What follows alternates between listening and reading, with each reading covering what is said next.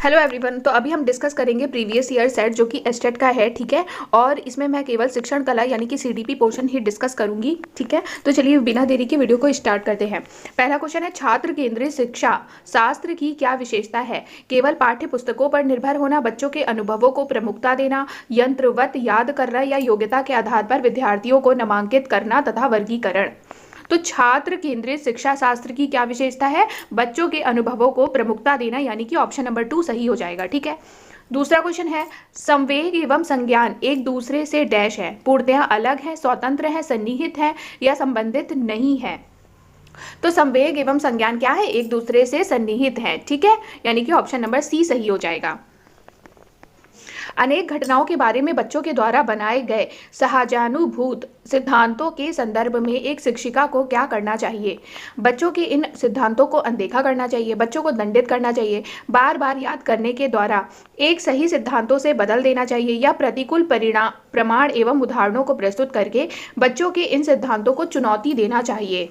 तो इसका right answer क्या हो जाएगा? देखो, अनदेखा तो हम कर नहीं सकते, दंडित भी नहीं कर सकते, बदल भी नहीं सकते, तो हमारा राइट आंसर हो जाएगा प्रतिकूल प्रमाण एवं उदाहरणों को प्रस्तुत करके बच्चों के इन सिद्धांतों को चुनौती देना चाहिए, ठीक है। फोर्थ क्वेश्चन है, संरचनावादी ढांचे में अधिगम प्राथमिक रूप से यंत्रवत याद करने पर आधारित है, प्रबलन पर केंद्रित है, अनुबंधन द्वारा अर्जित है या अवबोधन की प्रक्रिया पर केंद्रित है। तो संरचनावादी ढांचे में अधिगम प्राथमिक रूप से अवबोधन की प्रक्रिया पर केंद्रित है, यानी कि ऑप्शन नंबर 4 सही हो जाएगा, ठीक है। फिफ्थ है, संरचनावादी सिद्धांतों के अनुसार अधिगम के बारे में निम्नलिखित कथनों में से कौन सा सही है? अधिगम पुनरुत्पादन एवं स्मरण की प्रक्रिया है, अधिगम यंत्रवत याद करने की प्रक्रिया है, अधिगम आवृत्तीय संबंध के द्वारा व्यवहारों का अनुबंधन है, अधिगम सक्रिय विनियोजन के द्वारा ज्ञान की संरचना की प्रक्रिया है। तो इसमें से आपको बताना है कौन सा सही है। तो ऑप्शन नंबर 4 सही है, ठीक है। अधिगम सक्रिय विनियोजन के द्वारा ज्ञान की संरचना की प्रक्रिया है। सिक्स्थ है, व्यक्तिगत विभिन्नताओं का प्राथमिक कारण क्या है? लोगों के द्वारा माता पिता से प्राप्त आनुवांशिक संकेत पद्धति, जन्मजात विशेषताएं, पर्यावरणीय प्रभाव या आनुवांशिकता एवं पर्यावरण के बीच जटिल पारस्परिक क्रिया। तो व्यक्तिगत विभिन्नताओं का प्राथमिक कारण है आनुवांशिकता एवं पर्यावरण के बीच जटिल पारस्परिक प्रक्रिया, यानी कि ऑप्शन नंबर 4 सही हो जाएगा। सेवेंथ है, विद्यार्थियों को स्पष्ट उदाहरण एवं गैर उदाहरण देने के क्या परिणाम है? अवधारणात्मक परिवर्तनों को प्रोत्साहित करने के लिए यह एक प्रभावशाली तरीका है। यह विद्यार्थियों को दिमाग में भ्रांतियां उत्पन्न करता है। यह अवधारणाओं की समझ में अभाव पैदा करता है। यह अवधारणात्मक समझ के बजाय कार्यविधिक प्रक्रियात्मक ज्ञान पर ध्यान केंद्रित करता है। तो क्या राइट आंसर हो जाएगा सेवेंथ का? सेवेंथ का राइट आंसर है ऑप्शन नंबर ए, अवधारणात्मक परिवर्तनों को प्रोत्साहित करने के लिए यह एक प्रभावशाली तरीका है, ठीक है। 8 है, निम्नलिखित में से कौन सा विकास का सिद्धांत नहीं है? विकास जीवन पर्यंत होता है, विकास परिवर्तनीय होता है, विकास आनुवांशिकता एवं पर्यावरण दोनों के द्वारा प्रभावित होता है, विकास सार्वभौमिक है तथा सांस्कृतिक संदर्भ इसे प्रभावित नहीं करते। तो इसका राइट आंसर क्या हो जाएगा? देखो, विकास जीवन पर्यंत चलता है, ठीक है, विकास परिवर्तनशील है, विकास आनुवांशिकता एवं पर्यावरण दोनों के द्वारा प्रभावित होता है, ये भी सही है। लेकिन जो विकास का सिद्धांत नहीं है वो है ऑप्शन नंबर 4, विकास सार्वभौमिक है तथा सांस्कृतिक संदर्भ इसे प्रभावित नहीं करते, ठीक है। विद्यार्थियों को अधिगम गतिविधियों में भागीदारी करने के लिए लगातार पुरस्कार देना व दंड का प्रयोग करने से क्या प्रभाव पड़ता है? बाहरी अभिप्रेरणा कम होती है, आंतरिक अभिप्रेरणा बढ़ती है। यह बच्चों को प्रदर्शन आधारित लक्ष्यों के बजाय निपुणता पर ध्यान देने के लिए प्रोत्साहित करेगा। अधिगम में बच्चों की स्वाभाविक अभिरुचि तथा जिज्ञासा कम होती है। तो 9th का राइट आंसर क्या हो जाएगा? अधिगम में बच्चों की स्वाभाविक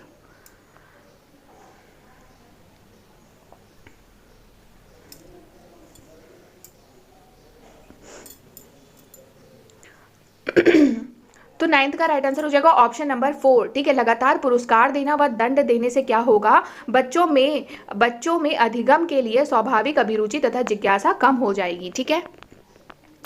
10th है, शिक्षक बच्चों की जटिल अवधारणाओं की समझ को किस प्रकार सहज कर सकते हैं? एक व्याख्यान दे करके, प्रतियोगितात्मक अवसरों की व्यवस्था करके, बार बार यांत्रिक अभ्यास के द्वारा या अन्वेषण एवं परिचर्चा के लिए अवसर उपलब्ध करके। तो शिक्षक बच्चों की जटिल अवधारणाओं की समझ को किस प्रकार सहज कर सकते हैं, आपको ये बताना है। तो इसका राइट आंसर हो जाएगा अन्वेषण एवं परिचर्चा के लिए अवसर उपलब्ध करके, ठीक है। ऑप्शन नंबर 4 सही है। 11th है, निम्नलिखित में से कौन सी प्रथाएं सार्थक अधिगम को बढ़ावा देती हैं? शारीरिक दंड, सहयोगात्मक अधिगम, पर्यावरण सतत एवं समग्र मूल्यांकन या निरंतर तुलनात्मक मूल्यांकन। तो इन चारों में से आपको बताना है कि सार्थक अधिगम को कौन बढ़ावा देता है। तो इसका राइट आंसर क्या हो जाएगा? देखो, शारीरिक दंड तो बढ़ावा देगा नहीं अधिगम को, ठीक है। सहयोगात्मक अधिगम पर्यावरण देगा, सतत एवं समग्र मूल्यांकन भी देगा, निरंतर तुलना हम कभी बच्चों के बीच करेंगे नहीं, ना दंड देंगे। तो हमारा राइट आंसर है दूसरा एंड तीसरा। तो ऑप्शन नंबर 2 है, दूसरा और तीसरा सही हो जाएगा, ठीक है। ऑप्शन नंबर 2 सही है। 12th है, कक्षा में परिचर्चा के दौरान एक शिक्षक प्रायः लड़कियों की तुलना में लड़कों पर अधिक ध्यान देता है, यह किसका उदाहरण है? जेंडर पक्षपात का, जेंडर पहचान का, जेंडर संबद्धता का या जेंडर समरूपता का? तो इसका राइट आंसर क्या हो जाएगा? जेंडर पक्षपात का ये उदाहरण है, ठीक है। यदि एक शिक्षक लड़कियों की तुलना में लड़कों पर अधिक ध्यान देता है तो ये जेंडर पक्षपात का उदाहरण है, ठीक है। बच्चों में जेंडर रूढ़िवादिता एवं जेंडर भूमिका अनुरूपता कम करने के लिए निम्नलिखित में कौन सी पद्धति प्रभावशाली है? जेंडर पक्षपात के बारे में परिचर्चा, जेंडर विशिष्ट भूमिकाओं को महत्व देना, जेंडर पृथक खेल समूह बनाना, जेंडर पृथक बैठने की व्यवस्था करना। तो बच्चों में जेंडर रूढ़िवादिता एवं जेंडर भूमिका अनुरूपता कम करने के लिए निम्नलिखित में कौन सी पद्धति प्रभावशाली है, आपको ये बताना है। तो ये प्रभावशाली है जेंडर पक्षपात के बारे में परिचर्चा, ठीक है। ऑप्शन नंबर 1 सही हो जाएगा 13 का। 14 है, निम्नलिखित में से किस मनोवैज्ञानिक ने बच्चों को ज्ञान के सक्रिय जिज्ञासु के रूप में देखते हुए उनके चिंतन पर सामाजिक एवं सांस्कृतिक वस्तुओं के प्रभाव को महत्व दिया है? तो सामाजिक, यहीं से आप समझ लीजिए ये क्या बोल रहा है कि सामाजिक एवं सांस्कृतिक सिद्धांत किसने दिया है? तो भाई ये दिया है लेव वाइगोत्स्की ने। तो हमारा राइट आंसर यही हो जाएगा, ठीक है। लिखित व्यवहारों में से कौन सा जीन पियाजे के द्वारा प्रस्तावित मूर्त संक्रियात्मक अवस्था को विशेषित करता है? जीन पियाजे का मूर्त संक्रियात्मक अवस्था की विशेषता इनमें से कौन सी है, आपको ये बताना है। तो परिकल्पित, निगमनात्मक, तर्क, साध्यात्मक विचार या संरक्षण, यही हो जाएगा राइट आंसर, संरक्षण, कक्षा, समावेशन, ठीक है। तो 15 का राइट आंसर हो जाएगा ऑप्शन नंबर बी। 16 है, कक्षा शिक्षण अधिगम प्रक्रिया में व्यक्तिगत ध्यान महत्वपूर्ण है क्योंकि शिक्षार्थी समूह में हमेशा अच्छा सीखता है। अध्यापक प्रशिक्षण कार्यक्रमों द्वारा ऐसा कहा गया है। इससे अध्यापकों द्वारा प्रत्येक शिक्षार्थी को अनुशासित करने का अच्छा मौका प्रदान होता है। बालकों का विकास भिन्न भिन्न दरों से होता है और भिन्न भिन्न प्रकार से बच्चे सीखते हैं। तो 16 का राइट आंसर क्या हो जाएगा? देखो, व्यक्तिगत ध्यान देना क्यों आवश्यक है? क्योंकि बालकों का विकास भिन्न भिन्न दरों से होता है और भिन्न भिन्न प्रकार से सीखते हैं। तो राइट आंसर हो जाएगा ऑप्शन नंबर 4। है, बेसिक शिक्षा की धारणा का प्रतिपादन किया गया डॉक्टर जाकिर हुसैन के द्वारा, डॉक्टर राजेंद्र प्रसाद के द्वारा, महात्मा गांधी के द्वारा या रविंद्रनाथ टैगोर के द्वारा? तो बेसिक शिक्षा की धारणा का प्रतिपादन किसके द्वारा? महात्मा गांधी के द्वारा किया गया था, ठीक है। एक प्रभावी शिक्षक की गुणवत्ता का सबसे महत्वपूर्ण गुण है पढ़ाए जाने विषय का गहन ज्ञान, एक सख्त अनुशासक, शिक्षार्थियों के साथ अच्छा समन्वय या एक अच्छा प्रेरक होना। तो 18 का राइट आंसर क्या हो जाएगा? देखो, एक अच्छा प्रेरक होना, ठीक है, एक अच्छा प्रेरक होना, यही हो जाएगा एक प्रभावी शिक्षक की गुणवत्ता, ठीक है। शिक्षा के उद्देश्यों का निर्धारण दायित्व है अभिभावकों का, अध्यापकों का, शिक्षार्थियों का या समाज का? शिक्षा के उद्देश्यों का जो निर्धारण किया जाता है वो किसका दायित्व है, आपको ये बताना है। तो ये समाज का दायित्व है, ठीक है, यानी कि ऑप्शन नंबर 4 सही हो जाएगा। शिक्षार्थियों को गृह कार्य में रुचि उत्पन्न करने के लिए वे होने चाहिए एक समान स्तर के शिक्षार्थियों की योग्यता के अनुसार, केवल पुस्तक में से, पुस्तक के बाहर से।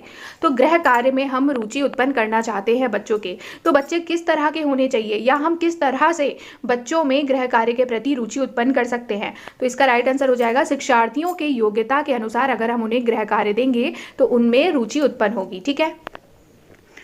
नवोदय विद्यालयों की स्थापना की गई है डैश के लिए? ग्रामीण क्षेत्रों में विद्यालयों की संख्या बढ़ाने हेतु, ग्रामीण क्षेत्रों में अच्छी शिक्षा प्रदान करने के लिए, सर्व शिक्षा अभियान की पूर्ति हेतु या ग्रामीण क्षेत्रों में शिक्षा में अपव्यय रोकने हेतु? नवोदय विद्यालय की स्थापना किस लिए की गई है, आपको यह बताना है। ग्रामीण क्षेत्रों में अच्छी शिक्षा प्रदान करने के लिए, ठीक है, यानी कि ऑप्शन नंबर 2 सही है। विद्यालय अपने कार्यक्रमों की सहायता से शिक्षार्थियों की मदद करता है संस्कृति ग्रहण करने में, संस्कृति का विरोध करने में, अन्य संस्कृतियों की उपेक्षा करने में या उन्हें संस्कृति संपन्न करने में। तो विद्यालय अपने कार्यक्रमों की सहायता से शिक्षार्थियों की मदद करता है, क्या करने में मदद करता है? उन्हें संस्कृति संपन्न करने में, ठीक है, यानी कि ऑप्शन नंबर 4 सही हो जाएगा। प्रदर्शन प्रभाव का अर्थ है विज्ञापनों का प्रभाव, उपयोग की नकल का प्रभाव, मनोरंजन का प्रभाव या प्रयोग का प्रभाव।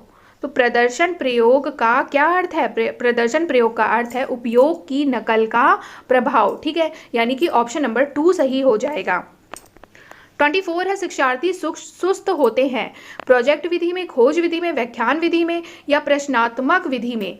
शिक्षार्थी कब सुस्त होते हैं? तो ये होते हैं व्याख्यान विधि में, जब केवल शिक्षक बोलता जाता है और विद्यार्थी सुनते जाते हैं तब विद्यार्थी सुस्त हो जाते हैं, ठीक है। एक क्षेत्र भ्रमण का आयोजन किया जाता है एक भ्रमण हेतु, अन्य लोगों को कार्य करते हुए देखने हेतु, क्रिया का अर्थ जानने हेतु या उपरोक्त सभी। इसका राइट आंसर क्या हो जाएगा? देखो, एक क्षेत्र भ्रमण का आयोजन किया जाता है, भ्रमण के लिए भी किया जाता है, अन्य लोगों को कार्य करते हुए देखने हेतु भी किया जाता है और क्रिया का अर्थ जानने के लिए भी किया जाता है, ठीक है। उपरोक्त सभी इसका राइट आंसर हो जाएगा।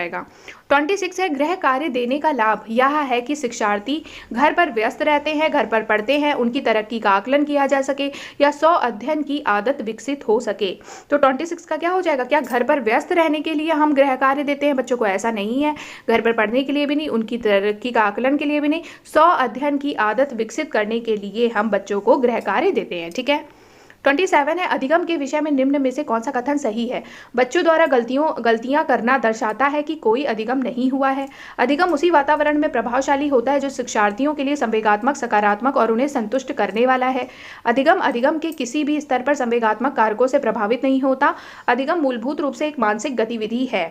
तो 27 का राइट आंसर हो जाएगा अधिगम उसी वातावरण में प्रभावशाली होता है जो शिक्षार्थियों के लिए संवेगात्मक, सकारात्मक और उन्हें संतुष्ट करने वाला है, ठीक है, यानी कि ऑप्शन नंबर बी सही है। यदि कोई बच्चा बाएं हाथ से लिखता है और इससे काम करने में सुगम है तो उसे हतोत्साहित करना चाहिए, बाएं हाथ से लिखवाना चाहिए, उसकी प्राथमिकता को अनुमति देनी चाहिए, चिकित्सा सहायता लेने हेतु भेजा जाना चाहिए। तो आप खुद शिक्षक की जगह अपने आप को रख के देखो कि यदि आपकी क्लास में एक बच्चा है वो बाएं हाथ से लिख रहा है तो आप क्या करोगे?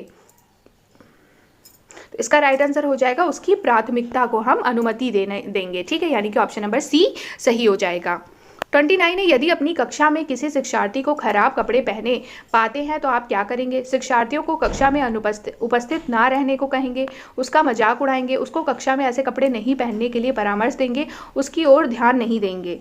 तो हम क्या करेंगे? यदि हमारी क्लास में कोई बच्चा खराब कपड़े पहन के आता है तो हम उसको कक्षा में ऐसे कपड़े नहीं पहनने के लिए परामर्श देंगे, ठीक है, यानी कि ऑप्शन नंबर सी सही हो जाएगा। खेल थेरेपी बच्चों के अध्ययन में अपनाई जाती है क्योंकि शैक्षिक प्रक्रिया मनोरंजन बनाने हेतु, बालक की आंतरिक रुझान एवं अंतर्द्वंद समझने हेतु, शिक्षा को अधिक गतिविधि आधारित बनाने हेतु, शिक्षा में खेल गतिविधियों के महत्व को उजागर करने हेतु। तो 30 का राइट आंसर क्या हो जाएगा? खेल थेरेपी बच्चों के अध्ययन में अपनाई जाती है क्योंकि बालक की आंतरिक रुझान एवं अंतर्द्वंद समझने हेतु। ऑप्शन नंबर बी सही हो जाएगा।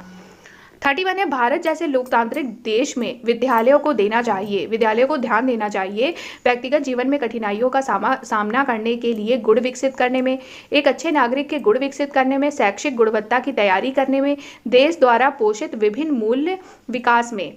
तो विद्यालयों को किस ओर ध्यान देना चाहिए? तो ध्यान देना चाहिए विद्यालयों को देश द्वारा पोषित विभिन्न मूल विकास में, ठीक है, यानी कि ऑप्शन नंबर डी सही है।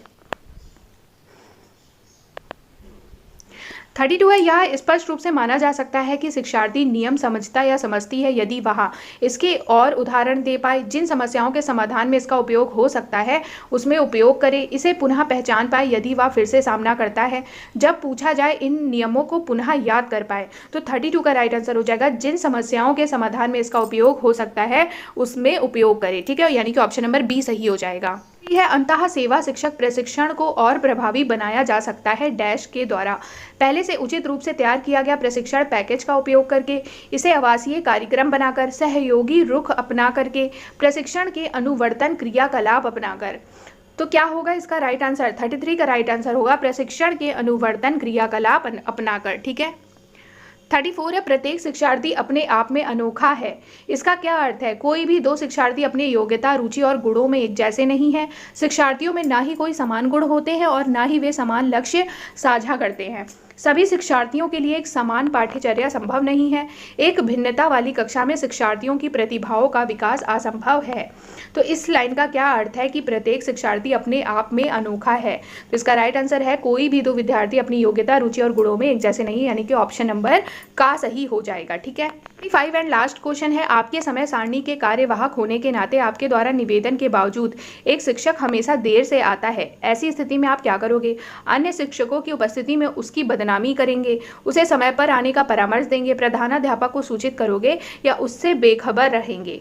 तो 35 का राइट आंसर क्या है? उसे समय पर आने का हम क्या करेंगे? परामर्श देंगे, यानी कि ऑप्शन नंबर 2 सही हो जाएगा। ये था एक प्रीवियस ईयर का सेट जो कि मैंने डिस्कस किया है शिक्षण कला, और आगे भी मैं ऐसे वीडियो लाती रहूँगी। तो जिन्होंने भी मेरे चैनल को सब्सक्राइब नहीं किया है वो सब्सक्राइब कर सकते हैं। तो उम्मीद है आपको वीडियो पसंद आई होगी। Thank you so much.